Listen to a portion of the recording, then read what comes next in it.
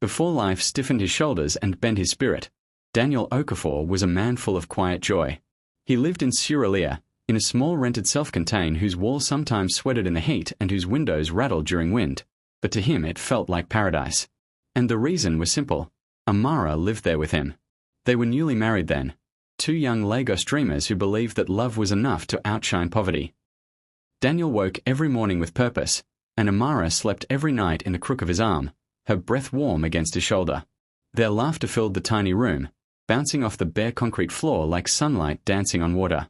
The room was small, barely big enough for their bed, a couch, a standing fan with noisy bearings, and a wooden wardrobe that Daniel bought second-hand.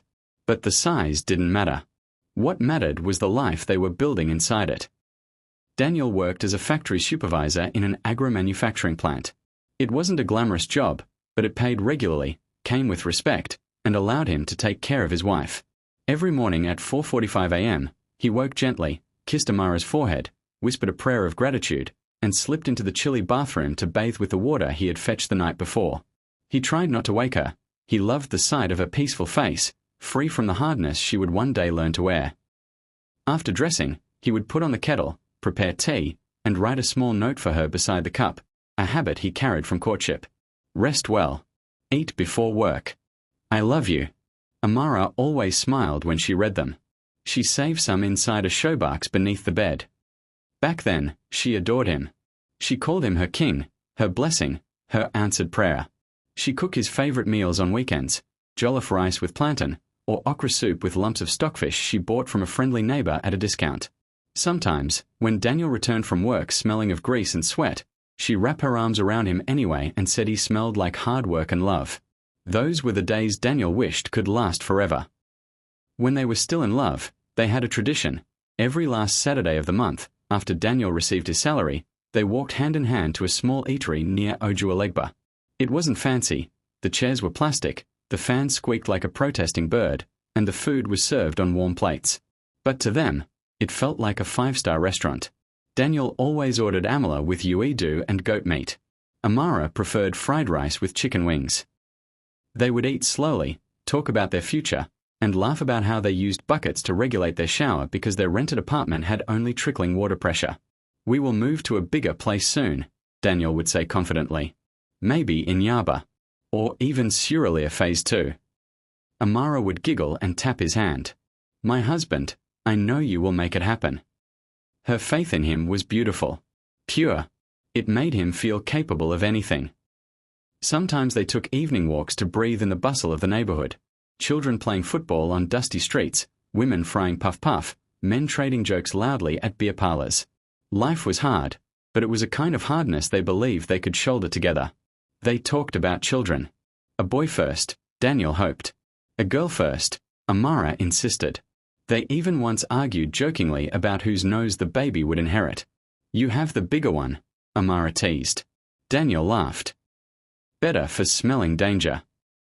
Those memories were priceless, little pockets of joy he didn't know he would one day cling to, when joy became scarce. But love did not pay bills. And even though Daniel worked hard, Lagos had a way of stretching people thin. The rent climbed. Prices increased. Transport became a daily battle. Still, Daniel was determined. He enrolled in night classes for a supervisory certification. He tutored 2 neighborhood boys in mathematics to earn extra change. He cut his own hair to save money. Everything he did was with the silent hope of giving Amara a better life. And she appreciated him. She would cook before he came home. She would massage his shoulders when he complained of tiredness. She would iron his uniforms and pack his lunch, rice wrapped lovingly with foil, chicken seasoned with care, and occasionally a note hidden beneath the spoon. Eat well, my love. I'm proud of you. On Sundays, they attended church together. People admired them, young, hardworking, respectful. Their pastor once used them as an example of a couple building wisely with what they had. Daniel glowed whenever he looked at Amara sitting beside him. She made him feel complete. Then came the blessing that would later turn into a curse. Daniel was promoted to senior supervisor. The promotion came with a small salary increase, but more importantly, it came with pride. Pride that he was rising slowly. Pride that the man he wanted to be was becoming real. He bought Amara a small gold necklace to celebrate, thin, delicate, shaped like a butterfly. She cried when he fastened it around her neck. "You're too good to me," she whispered. He held her close.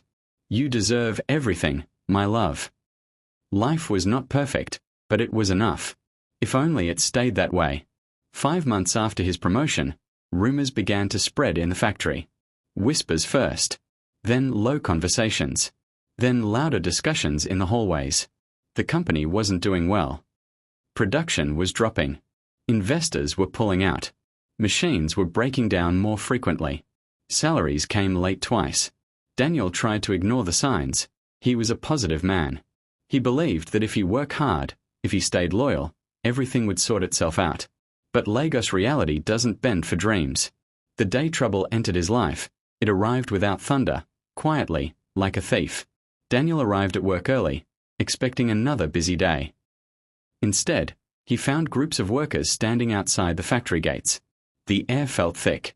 The silence felt wrong. "What's going on?" he asked a colleague. The man shook his head. "Management called everyone. They said we should wait outside." Daniel swallowed, a cold knot forming in his stomach. The gate opened, and the manager stepped out, tie loose, face pale, shoulders slumped. He raised his hands weakly. "Everyone, please listen." A heavy silence fell.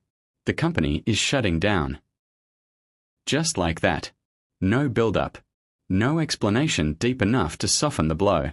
8 years of Daniel's sweat, sacrifice, and loyalty shrank into dust with those 4 words. Shutting down. Daniel felt the ground tilt beneath him. The factory, the place that gave his life structure, was gone. The salary he depended on was gone. His stability evaporated in the morning sun. He felt like a man stripped naked in public. When he returned home that day, his steps were slow, heavy, as if carrying a dying animal on his back. He entered the room and sank onto the couch. Amara rushed to him. "Baby, what happened? Why are you home so early?" He tried to speak, but the words stuck. The factory shut down," he finally whispered. Amara stepped back slowly. "What do you mean shut down?" "They said they can't continue the business." Her face froze. Her chest rose and fell. She sat down on the bed and covered her mouth. Daniel reached for her hand. "I will get another job. I promise." And at that moment, she still believed him. She held him and said, "We'll get through this. Together." Daniel leaned his head on her shoulder, grateful for her warmth. He didn't know that warmth was slowly turning into something else, something that would soon spill onto his skin like ice-cold water. The first 2 weeks after the shutdown were strangely calm. Amara cooked for him, encouraged him, prayed with him. Daniel woke up early every morning to search for work. Sometimes she packed food for him. He still wrote her little notes. She still kept them. But pressure is a silent sculptor. It carves slowly, shaping hearts into things they don't recognize. Amara's patience began to stretch, thin, until one day it snapped. And life changed forever. At first, the change in Amara was subtle, so subtle that Daniel didn't even notice. It wasn't shouting or insults, not yet. It began in the way she woke up earlier than usual, sitting on the edge of the bed with her elbows on her knees, staring into nothing. She would sigh lightly, as if her chest carried invisible weight. Daniel assumed she was worried about their future. Who wouldn't be? But he believed they were still together in the fight. In the 3rd week after the factory shut down, Daniel returned home from another long day of searching. His shirt was soaked with sweat, his feet aching, and the harsh Lagos sun had roasted his skin a deeper shade. When he stepped inside, he saw Amara cleaning the room. The smell of detergent filled the air, and the small ceiling fan pushed it around lazily. She didn't smile when she saw him. She didn't rush into his arms like before. She simply nodded, placed the mop against the wall, and continued wiping the shelf. Daniel sat down quietly on the couch, removed his shoes, and rubbed his temples. That was when he noticed Amara's eyes, tired, annoyed, hollowed out in a way he didn't understand. She brought him a plate of food without a word, Gary and groundnuts, nothing else. He accepted it gratefully. It wasn't the food that mattered, it was the gesture. But she turned away before he could thank her properly. He watched her from behind as she walked back to the bed. Her movements were stiff, impatient, as though she was fighting something inside. He tried to speak, to lighten the air with a joke. "I think my feet have walked half of Lagos today." She didn't laugh. Her face remained flat. "You still came home with nothing," she murmured, her voice dry and quiet. Those 6 words dug into his chest, but he swallowed them. He reminded himself that frustration was normal. He reminded himself that she was carrying the load too. But the truth was simple. Something had shifted. By the following week, the air in the room felt different. Heavy. Sharp. Daniel returned home one evening and found Amara sitting on the bed, arms crossed tightly, her face hardened. He had gone to 8 offices that day, dropped 10 CVS, spoken to 4 receptionists, and even begged a supermarket manager to give him a chance. But desperation doesn't guarantee results, and Lagos doesn't reward effort. It rewards opportunity, luck, and sometimes the privilege he didn't have. He sat on the couch, exhausted. Amara looked at him with an expression he couldn't read. "So, any luck today?" she asked in a tone that wasn't curiosity, more like accusation. Daniel inhaled slowly. "No. But I'll keep trying." She clicked her tongue. "You've been saying that for weeks." He felt the sting. "I can't force companies to hire me." Amara laughed under her breath, a short, cold sound he had never heard from her before. Other men lose their jobs but still make things happen. Look at Chaka in the next compound. He lost his driver job and is now selling gadgets. Progress. Movement. Something. Her eyes bored into him as if demanding he defend himself. Daniel looked away. "I'm trying," he whispered. But in her silence, he felt judged. The next morning, he woke early as usual, prepared water, and made tea for her. He placed the cup beside her with a soft smile. She ignored it. She didn't even look at him. The tea sat untouched. Amara stepped into her shoes and reached for her handbag with a firm, almost defiant motion. She didn't meet his gaze. "I'm late," she said. Daniel nodded. "Take care." She walked out without replying. When the door slammed, Daniel closed his eyes slowly. He wondered when his wife had forgotten how to say goodbye. He wondered when the love-soaked mornings had begun to taste bitter.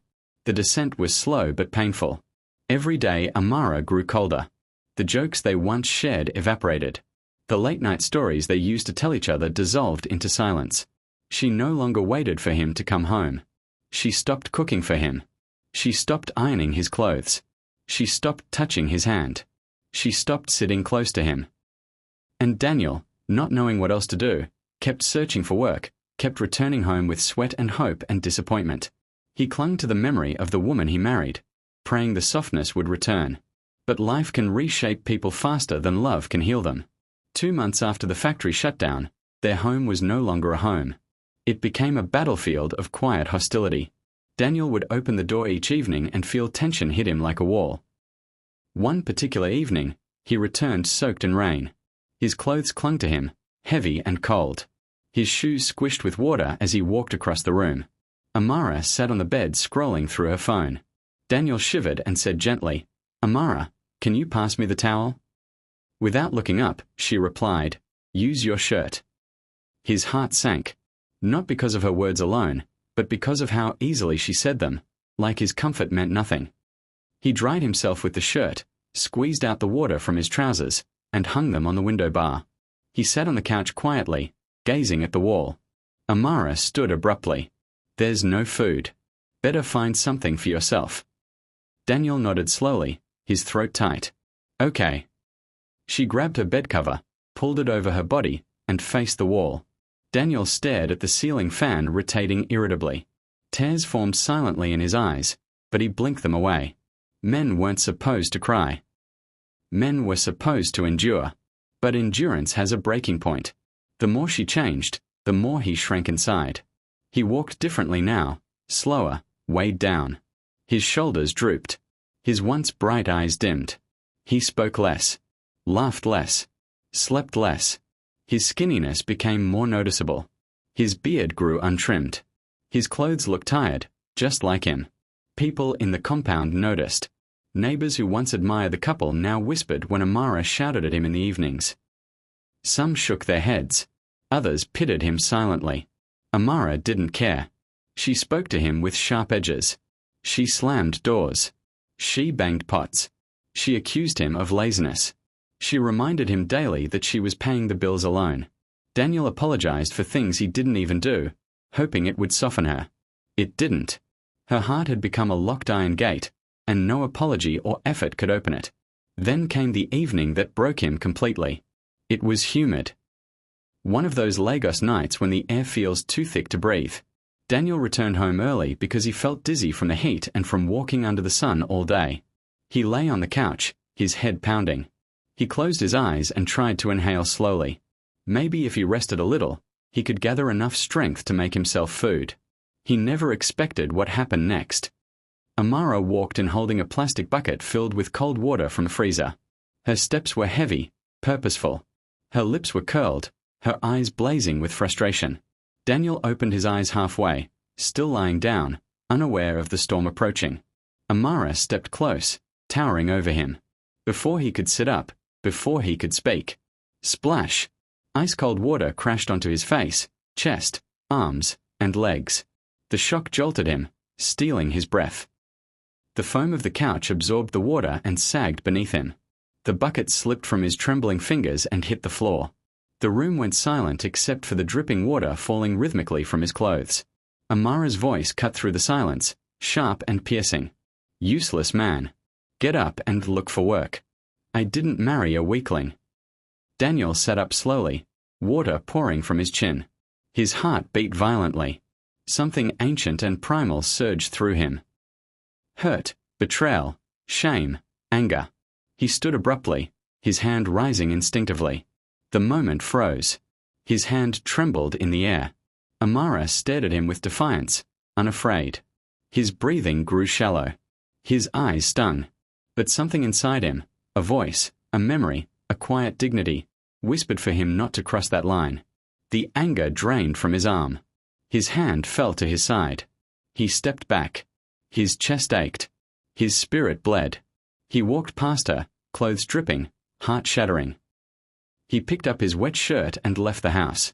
He didn't slam the door. He didn't shout. He didn't cry. He simply walked away. And the silence he left behind was louder than any slap he could have given. From that day, a part of him stopped living, and life began its countdown to the moment destiny would return.